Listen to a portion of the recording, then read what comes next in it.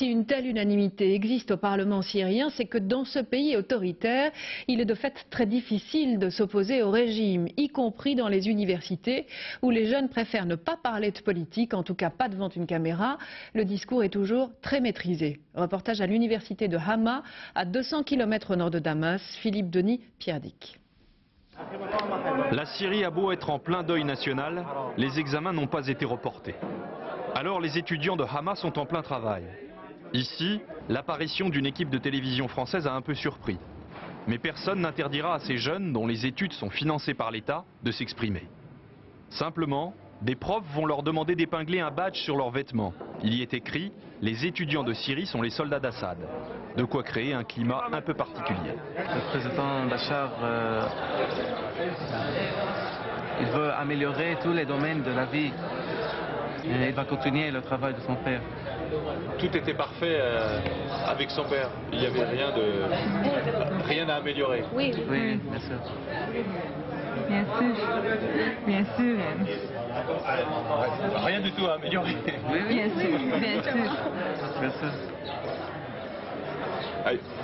Est-ce que je peux vous poser une question de politique? Pourquoi? Une question de politique. Politique? Oui. Parce que... Qu'est-ce que ça veut dire? Hein? Qu'est-ce que ça veut dire politique? Il veut te poser des questions de politique. Une question politique. Je peux répondre? Je peux répondre? Non? Vous ne voulez pas parler de politique? Vous ne voulez pas parler de politique? Non. C'est mieux.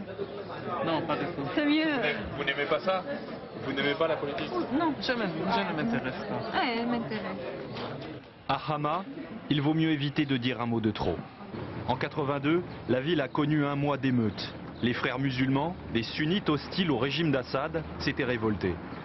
La répression aurait alors fait plus de 10 000 morts. La ville a été en partie rasée par l'artillerie. Elle est aujourd'hui pleine de policiers en civil. Étudiant musulman, Hamad ne veut plus entendre parler de cette histoire. Moi, je ne sais pas ce que sont devenus les frères musulmans.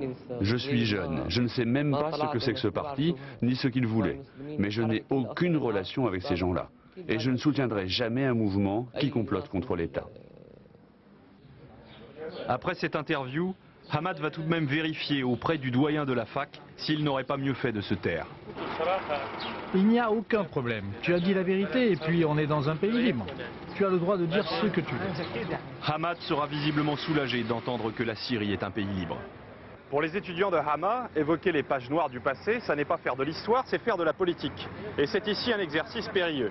Alors, ils se méfient du passé et préfèrent parler de l'avenir avec prudence.